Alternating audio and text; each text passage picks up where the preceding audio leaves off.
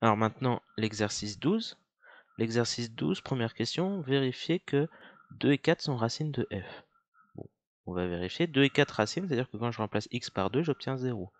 2 au carré moins 6 fois 2 plus 8. 2 au carré 4, 6 fois 2, 12, donc moins 12 plus 8. 4 moins 12 moins 8 plus 8, 0. Très bien. 2 est racine de f. Il faut vérifier avec 4. 4 au carré, moins 6 fois 4, plus 8. 4 au carré, 16. Moins 20, 6 fois 4, 24. Donc moins 24, ça fait moins 8, plus 8, 0. Donc 2 et 4 sont racines.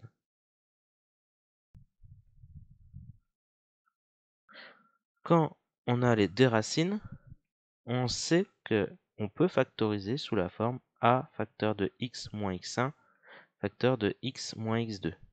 Maintenant, il faut identifier les facteurs. A, c'est le terme devant x carré. Ici, dans notre formule, devant x carré, c'est comme si c'était 1. x1, bah, l'une des deux racines, je veux dire 2. Et la deuxième racine, bah, 4. On va trouver 2 et 4 comme racine. Donc, la forme factorisée, on peut dire que c'est 1 facteur de x moins 2 facteur de x moins 4. Bon, le 1 en facteur, c'est comme si on n'avait rien mis. Hein. Donc, je peux l'enlever. Je peux juste dire que c'est x moins 2 facteur de x moins 4.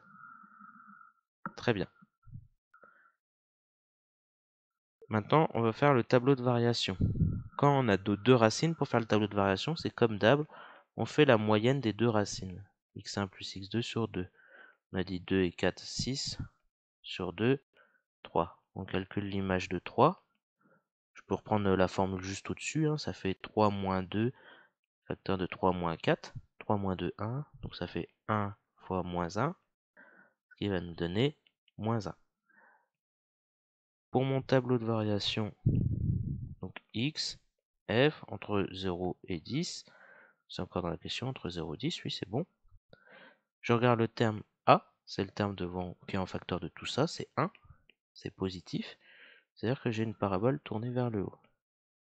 Donc c'est d'abord décroissant, puis croissant. L'image que ça change de variation en 3. Le minimum ici, c'est moins 1. L'image de 0, je fais le calcul. Hein. Je remplace x par 0, je vais obtenir 8. Et je fais la même chose en remplaçant x par 10. Et on va obtenir 48. Donc pas de problème, on va faire du 6 fois 8, 48. Dernière question. Question 4, c'est tracer le tableau. Ah, pardon, j'ai inversé les deux questions ici.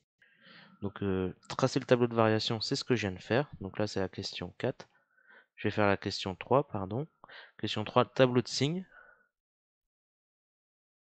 Donc entre 0 et 10. Donc là, il n'y a pas de facteur devant, il n'y a pas le A. Alors si vous voulez mettre un 1, si vous voulez rien mettre, on peut rien mettre. Hein. Ça ne change rien de toute façon. X moins 2. Pardon, je vais essayer de bien le faire quand même. Donc x moins 2. X moins 4. F de x. Donc je mets mes racines, 2, 4, je trace. X moins 2 s'annule en 2. Le terme devant x c'est 1, 1 positif donc plus à droite. X moins 4 ça s'annule en 4. Le terme devant x c'est 1, c'est positif donc plus à droite. J'abaisse ces 0 et maintenant je monte ma règle de signe. Moins par moins, plus. Plus par moins, moins. Plus par plus, plus. Et là j'ai complété mon tableau de signes. Voilà.